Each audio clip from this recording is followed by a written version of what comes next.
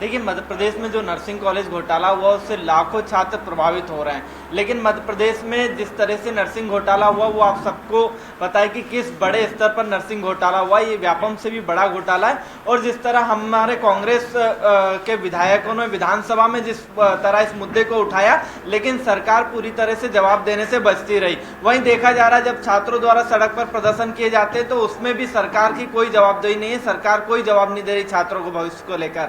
लेकिन अब देखा जा रहा है कि चलती विधानसभा सत्र के बीच में हमने देखा कि कई कॉलेज ऐसे हैं जिनकी पहले मान्यता रद्द कर दी गई थी, उनको दोबारा मान्यता दे दी गई। यह इसी महीने की बात है। मतलब मध्य प्रदेश की सरकार, जो तत्कालीन मंत्री हैं विश्वास सारंग, उनके ऊपर कार्रवाई करने की बजाय और फर्जी नर्सिंग कॉलेज है जो पहले बंद हो चुके थे उनको मान्यता देने का काम कर रही है। तो हम मध्य प्रदेश की सरकार से पूछना चाहते हैं कि मध्य प्रदेश में जो शिक्षा माफिया हैं वो किस स्तर पर सरकार को पैसा पहुंचाते हैं, तो वो पैसा हम छात्रों से इकट्ठा करके सरकार को पहुंचाना चाहते हैं। और जिस तरह से देखा जा रहा है कि मध्य प्रदेश में लगातार फर्जी नर्सिंग कॉलेज बढ़ते जा रहे हैं और इन कॉलेजों को लगातार संरक्षण मिलता जा रहा है। मैं आपको बताना चाहूंगा, ये कार्य परिषद की बैठक हुई मध्य प्रदेश आयुर्विज्ञान विश्वविद्यालय की, जिसमें इनने 4 जुलाई 2024 को बैठक हुई। मतलब 7 दिन पहले की ये बैठक है। इसमें कॉलेज है Lord Buddha college of paramedical Rewa. इस कॉलेज को 8 जनवरी 2024 को अमान्य कर दिया था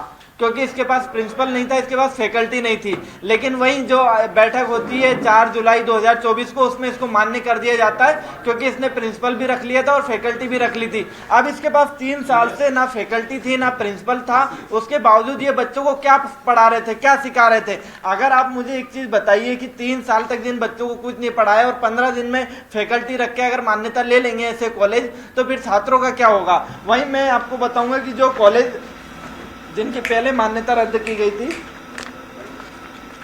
ये नर्सिंग के 7 कॉलेज हैं जिनको फर्जी फैकल्टी के मामले में इनकी 2023 में मान्यता रद्द कर दी गई थी। लेकिन वही जुलाई 2024 में इनको मान्यता दे दी जाती है क्योंकि इनके पास फैकल्टी आ गई, जबकि माननीय कोर्ट ने और चिकित्सा शिक्षा आयुक्त ने इन पे कानूनी कार्रवाई करने के आदेश भी दिए थे, लेकिन इन पे कानूनी कार्रवाई ना करते हुए इनको मान्यता बहाल कर दी गई।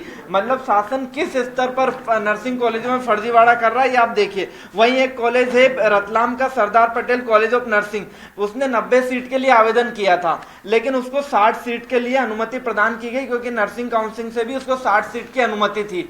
वहीं 3 महीने बाद उसकी 30 सीट में वृद्धि कर दी जाती है।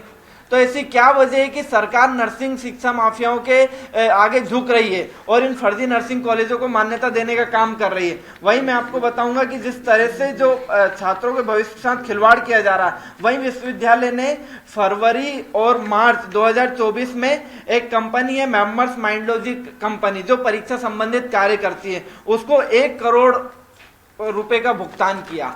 आखिर जब परीक्षा हो ही नहीं रही विश्वविद्यालयों में, सालों से परीक्षा नहीं हुई छात्रों की, तो 1 करोड़ का भुगतान किस आधार पर किया गया, ये कार्य परिषद में जो निर्णय लिया गया इसको विश्वविद्यालय को उजागर करना चाहिए। और ये सब क्यों हो रहा मैं आपको इसलिए बता रहा हूं क्योंकि जिस तरह से विधानसभा में जब सत्र चल रहा था उस दौरान इन कॉलेजों को मान्यता दी गई। मतलब सरकार कितना भ्रष्टाचार करेगी ये आप देखिए। और जिस तरह से शिक्षा माफियाओं पर कार्रवाई करना चाहिए, शिक्षा माफियाओं पर कार्रवाई ना करते हुए शिक्षा माफियाओं को बढ़ावा दे रही है।